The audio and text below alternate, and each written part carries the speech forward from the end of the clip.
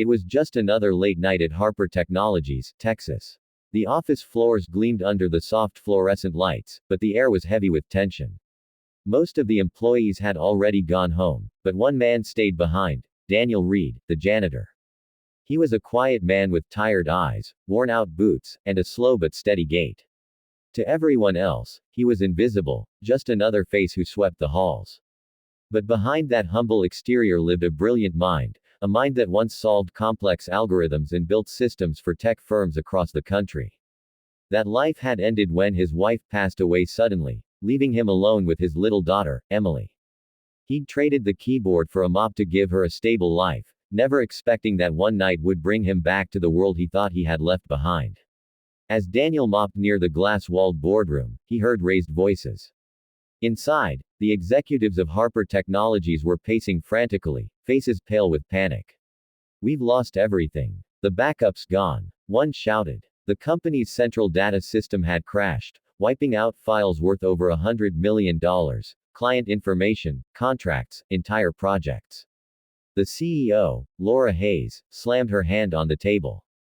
"If we don't recover it in the next hour, investors will walk away," she said sharply. Daniel froze. He had overheard enough tech talk in his previous life to understand the gravity of what was happening.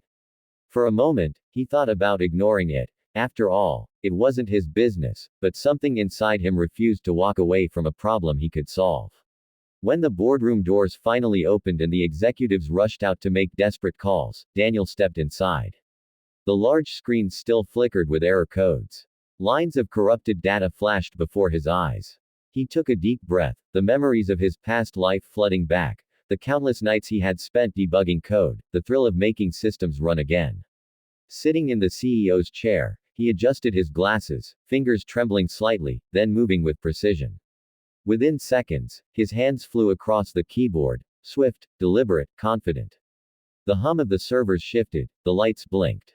He entered a few final lines of code, pressed enter, and held his breath. A few seconds later, the screen changed from red to green. The data reappeared, every file, every line, every number, restored. Moments later, the CEO stormed back into the room, followed by the stunned tech team. "What happened?" Laura gasped, staring at the screen in disbelief. Daniel turned toward her slowly. "It's fixed," he said simply, his voice calm, almost apologetic. "You fixed it," she whispered, unable to believe what she was seeing. The room fell silent except for the faint hum of the servers. "Who are you?" one of the engineers asked. Daniel hesitated, then replied, "I used to be a software engineer. But after my wife passed, I needed something steady, for my daughter." For a long moment, no one spoke. Then, one by one, the team began to clap. The sound echoed through the boardroom, louder, stronger, proud. That night, Daniel didn't just fix a computer glitch. He fixed something deeper, an unspoken reminder that greatness can come from anywhere, even from someone society overlooks. Laura Hayes, still in awe, approached him quietly. "You saved this company, Daniel," she said. "And I won't let your talent go unnoticed." For the first time in years, Daniel smiled, a small, genuine smile filled with relief. He didn't ask for money or recognition. All he wanted was to get home to Emily and tell her that maybe, just maybe, life was turning around. As he walked out into the cool Texas night, the city lights reflected off the windows of Harper Technologies, and the janitor everyone ignored had become the silent hero of the company's greatest crisis. 4 days after saving Harper Technologies from collapse, Daniel Reed decided to take a quiet drive through the vast, sunburnt deserts of New Mexico. The red sand stretched endlessly, the wind whispering through dry sage and cactus fields. He needed to clear his mind, to breathe beyond the walls of offices and screens. Life had changed suddenly. People at work now looked at him differently, no longer just as the janitor, but as the man who saved a company. Yet, in his heart, Daniel remained the same. A father, a widower, a man trying to find peace in a world that often forgot to look deeper. The road was long and silent until something in the distance caught his eye. At first, he thought it was just a shadow, a discarded blanket perhaps, fluttering in the heat. But as he got closer, his chest tightened. There, on the side of the highway, lay a small child, thin, dust-covered, and barely breathing. Daniel slammed the brakes and ran toward him. The boy's lips were cracked, his skin burned from the sun. He was no older than 7, wrapped in torn cloth. Daniel's hands trembled as he lifted the frail child into his arms. "Hang on, buddy," he whispered. He sped toward the nearest town, the desert blurring past. At the hospital, doctors rushed to take the boy in, shaking their heads in disbelief. "He's been lost for days," one said. "If you hadn't found him now, he wouldn't have survived the night." Daniel sank into a chair, relief flooding through him. Hours passed, but Daniel didn't leave.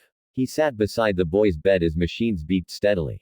The child's face was peaceful now, but Daniel could see the pain carved into it, the hunger, the loneliness, the fear. The doctors said he was Apache, one of the indigenous tribes native to the region. No ID, no name, no records. Just a lost soul in a harsh desert. Daniel felt something stir inside him, the same compassion that had guided him through life's toughest storms.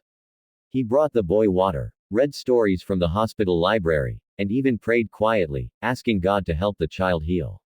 Nurses offered to take over, but Daniel refused. He shouldn't wake up alone, he said softly. By the third night, the boy's eyes fluttered open. He didn't speak English, but he smiled weakly, his fingers reaching out to grip Daniel's hand. That simple gesture, trust, was enough. The next morning, Daniel filled out forms, stayed in touch with the authorities, and promised to care for the boy until his family could be found. He returned to his small home outside Santa Fe, exhausted but at peace. Then, on the 4th day, just as dawn painted the desert sky gold, there came a gentle knock on his door. When Daniel opened it, 3 Apache women stood there, wrapped in traditional blankets, their faces marked with tears. One of them stepped forward, holding a small carved pendant in her hand. "You saved our blood," she said softly, her voice trembling. "Our tribe owes you more than words can ever say."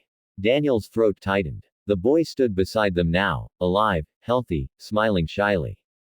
The women handed him the pendant, a wooden eagle, wings spread, carved with intricate detail. It was, they explained, a symbol of eternal gratitude and protection in their culture. Daniel tried to refuse at first, but they insisted. "You saw our child when no one else did. You gave him back to us. This belongs to you now." He accepted it with quiet humility, his eyes glistening.